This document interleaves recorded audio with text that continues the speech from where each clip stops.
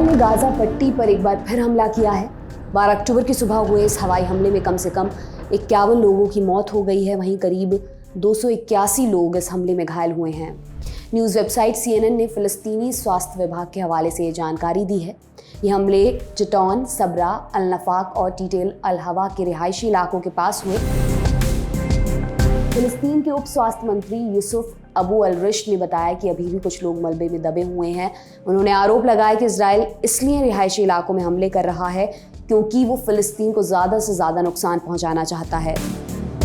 अल-रिश ने बताया कि इस हवाई हमले के बाद गाजा में जान गंवाने वालों की संख्या करीब 1200 हो गई है। इजराइल ने गाजा के घने आबादी वाले इलाकों की घेराबंदी कर दी है। यहाँ बिजली, ईंधन और पानी जैसी ज़रूरी चीज़ें भी नहीं पहुँच पा रही हैं। उप स्वास्थ्य मंत्री अल-रिश ने कहा कि गाजा की करीब 6 लाख से ज़्यादा आबादी के पास पानी भी नहीं है। सभी अस्पतालों में पानी खत्म हो चुका है। उन्होंने इन हालातों को मानवीय आपदा बताते हुए दुनिया से इजराइल के हमलों को रोकने की अपील की।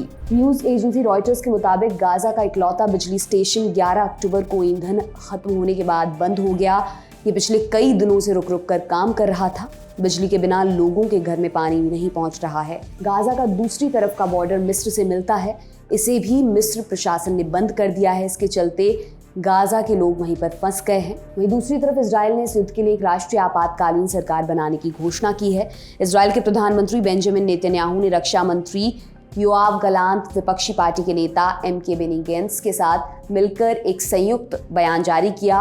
उन्होंने कहा, इजराइल के नागरिकों, 11 अक्टूबर की शाम हमने एक राष्ट्रीय आपातकालीन सरकार बनाने का फैसला किया। जनता एक साथ है और आज हमारे नेतृत्व भी एकजुट हैं। हमने सभी दूसरे मुद्दों को किनारे कर दिया है क्योंकि हमारे देश का भविष्य दांव पर है। हम इजरायली नागरिकों और इस देश के लिए कंधे से कंधा मिलाकर एक साथ काम करेंगे। आपको बता दें कि गैंट्स इजराइल के पूर्व रक्षा मंत्री और मिलिट्री चीफ ऑफ स्टाफ रह चुके हैं। उधर इजराइल के उत्तरी क्षेत्र में पड़ने वाले हाइफा में लेबनान की तरफ से घुसपैठ की खबरें भी सामने आई हैं। हालांकि इजराइल की सेना की तरफ से कहा गया कि हमले के संबंध में गलती से सायरन बज गया था। रॉयटर्स में छपी रिपोर्ट के मुताबिक गैंट्स की नेशनल यूनिटी पार्टी ने आपातकाल सरकार बनाने को लेकर एक स्टेटमेंट जारी किया। बताया गया कि बेंजामिन नेतन्याहू और पूर्व रक्षा मंत्री बेनी गैंट्स ने वॉर कैबिनेट बनाने का फैसला किया है। इस कैबिनेट में नेतन्याहू, गैंट्स और इजराइल के रक्षा मंत्री योआव गलांत मौजूद होंगे।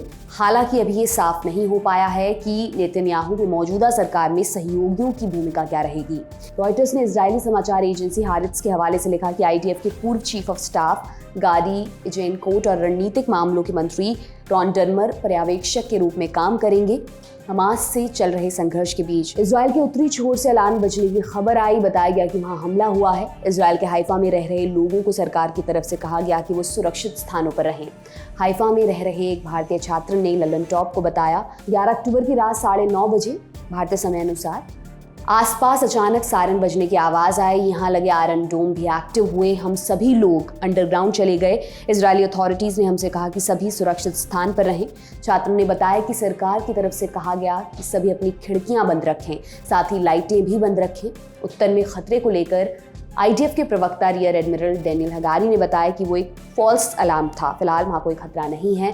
हगारी ने कहा, ड्रोन अलर्ट जारी होने के बाद सेना मामले की जांच कर रही है। इस्लामिक चरमपंथी संगठन हमास ने 7 अक्टूबर को अचानक इजराइल पर रॉकेट दागे। हमास के लड़ाकों ने एक म्यूजिक फेस्टिवल में घुसकर सैकड़ों लोगों की हत्या की। कई इजरायली लोगों को बंधक बनाकर गाजा ले गए। इजराइल ने हमले का जवाब देते हुए हमास से युद्ध शुरू कर दिया। इजराइल के रक्षा मंत्री योआव गलांत ने 11 अक्टूबर को कहा कि वे युद्ध को और बढ़ाएंगे। साथ ही उन्होंने दावा भी किया कि वे हमास को दुनिया से खत्म कर देंगे। आपके लिए तमाम जानकारी लेकर आई हैं हमारी साथी प्रज्ञा। मेरा नाम दिव्यांशी सुमराव है। आप देखते रहिए दी लल्लन टॉप। शुक्रिया।